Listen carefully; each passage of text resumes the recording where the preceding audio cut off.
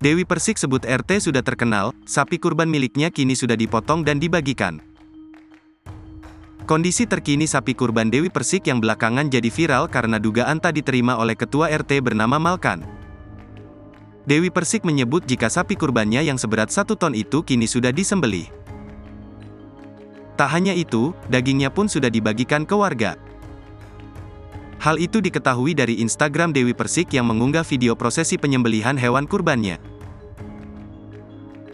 Namun, Dewi Persik masih menyayangkan sikap Pak RT, Malkan ketika sedang dimediasi lantaran ia mengaku dibentak. Namun sejauh itu hewan kurbannya telah dipotong dan dagingnya sudah dibagikan kepada warga sekitar. Wanita yang kerap disapa DP ini juga menyinggung masalah politik, di mana ia menyebut sang RT kini sudah menjadi terkenal.